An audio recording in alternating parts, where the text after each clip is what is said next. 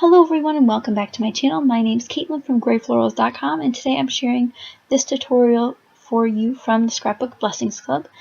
I decided to do something a little bit different that I've never done before in a video, and this is a tutorial to stretch your stamps a little bit further. I have these two particular stamp sets that I love to do this with, but I'm basically taking two unintended stamps that don't necessarily go together and creating a scene with them. So you'll see me stamp them here, and then I'll show you how I can fill in the design around them and make it work as one image in the end. So this is great for card making, but you could definitely apply this to scrapbooking if you had wished. So I end up not using my StazOn ink, I end up using my Memento ink, so whatever ink works best for you. And my two stamps are from Etsy. I'll have her shop link down below. Her name is Patty, and she's currently on vacation, but when her store opens back up, she has tons of red rubber stamps to choose from. And I picked up these two. She's actually quite local to me, so that was really fun to find her on Etsy. So definitely check those stamps out if you're looking for something unique to your collection.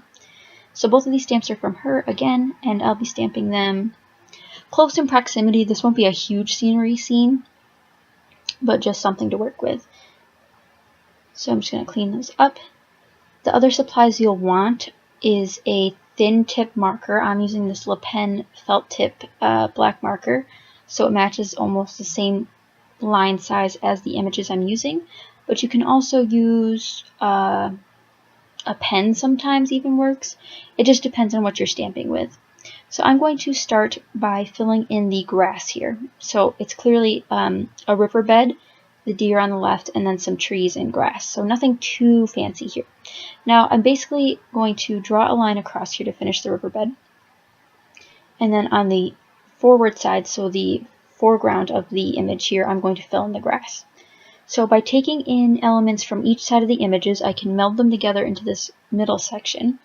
And you guys can see some up-close photos of the finished product with the drawings and the watercolor at the end of this video. Plus I'll have ton more details over on Scrapbook Blessings Club blog.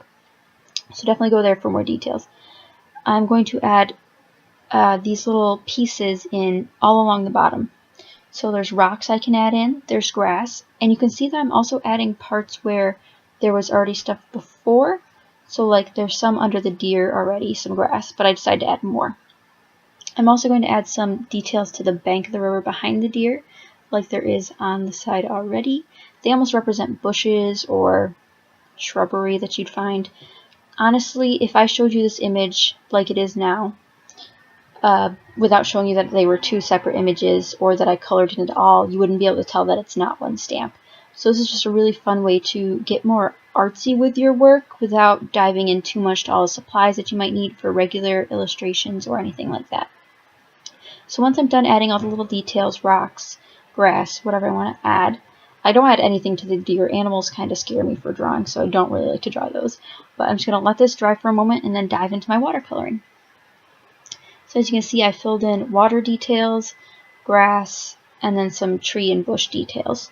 So I have just my $5 watercolor palette from Michaels. You can use any watercolors. Obviously high quality ones have better results, but I'm going to be mixing my own colors.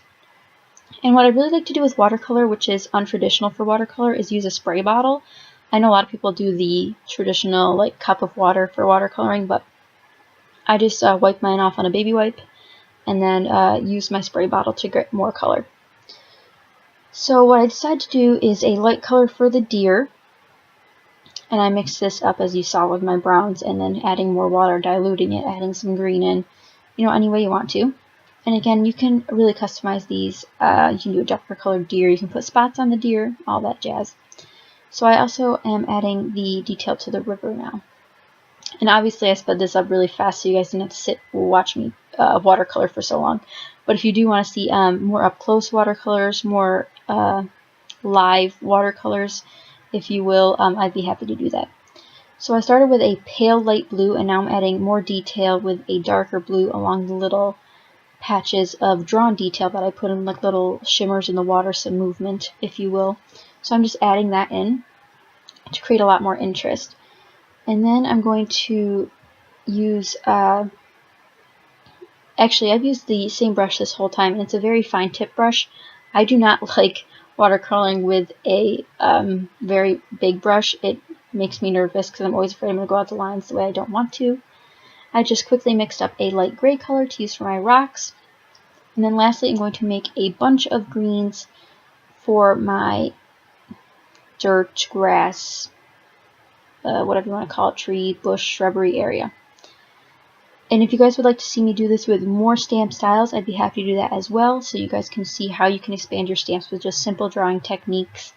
This one was fairly easy because it was a sketchy sort of vibe, but there's some images I'd be comfortable doing the different styles, like there's doodling or different styles of drawing itself. So I'm just adding a little bit of color to the trees and then the ground. And as you can see, I have several shades of green that I mixed together to give it more realistic look, but nothing too fancy, just filling it in. Make sure your pen that you're drawing with is waterproof, so make sure you do a test piece. So you see I'm just filling in the hills there, giving more dimension in darker areas and lighter areas. And that pretty much finishes up this piece. Again, I'll have more details over on the Scrapbook Blessings Club blog. And if you guys like this, be sure to subscribe and give it a thumbs up. Thank you guys so much for watching, and let me know what other type of videos you'd like me to see. I'd be happy to do more watercolor tutorials. Again, thank you guys so much for watching, and I'll catch you guys next time. Bye!